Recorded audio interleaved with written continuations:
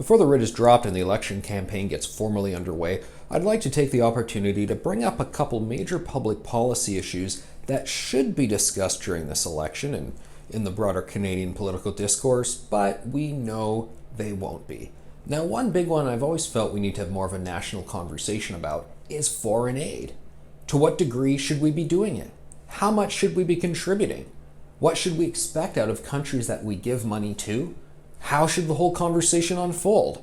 Canadians probably aren't even aware of just how much foreign aid we contribute, and I didn't have the number off the top of my head. I sort of guessed it and was right within $1 billion, but had to look it up to see the latest numbers. In Canada, as of 2018, that's the last date we have numbers for, the last final fiscal year, we gave just over $6 billion in direct disbursements to other countries for their foreign aid.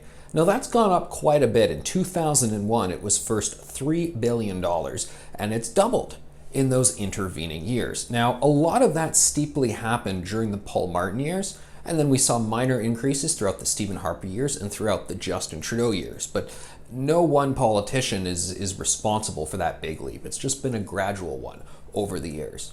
What do we get out of that, and what specifically are we giving? Well, some of the contributions we give are perhaps a bit more understandable than others. For instance, Afghanistan is a country where the Taliban is back sort of on the rise, but Canada was involved, Canadian forces were on the ground, and we were really helping to build schools and really stabilize society. So you can appreciate why we give a significant amount of money there. And Afghanistan actually is one of the largest single beneficiaries. We gave them $254 million last fiscal year, back in 2018.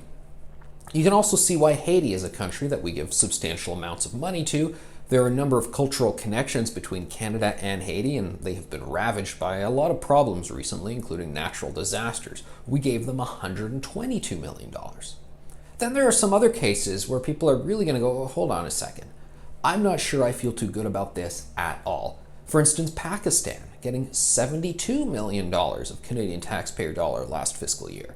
What's the deal with that? Pakistan, I mean, a number of countries are calling them state sponsors of terror. Do we really want to be doing this? Or is our $72 million going and stopping these sorts of horrible things from happening in Pakistan, and that is in lieu of us ever having to do, heaven forbid, some sort of military engagement involving shenanigans happening in Pakistan? I don't know, but those are the questions we should be having about it. There are other cases where we just look at it and go, yeah, I really don't feel good about this at all, such as $7 million given in foreign aid to China, which is currently turning the screws against us. To China, really? Really? Why do they even need that money? Now, it's probably a part of some special project that is consistent with some other planning initiatives the government has done, but Canadians will likely frown upon that. What about Cuba? Cuba receiving $14 million from Canada. Well, hold on a second. I thought the magical socialist government of the Castros just made money on a tree and they took care of themselves. That's why they have this healthcare system they're always bragging about. I thought their system was perfect. If so, why do we have to give you money?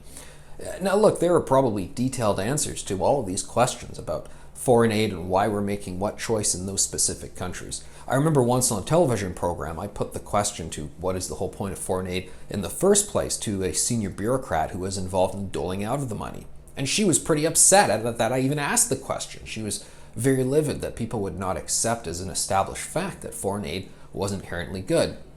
I think part of the problem why people would want to be asking those rudimentary 101 questions on the topic is we just don't talk about it all that much. We don't report on it, politicians don't mention it, there's no kind of airing out about what exactly is this money doing, what is the value for money.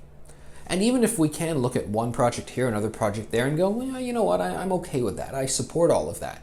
The bigger question is, do we want to be giving $6 billion to this? You can argue that's a lot of money. You can also argue it's a little bit of money, not that much, given how big our federal budget is. It's about 2% of the federal budget.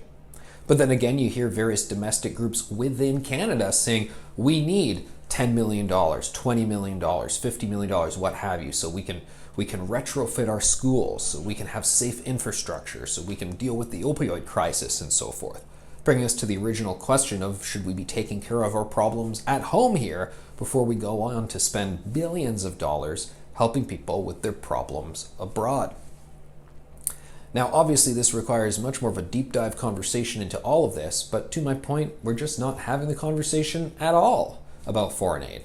And I think we should, although I don't expect we will this election season.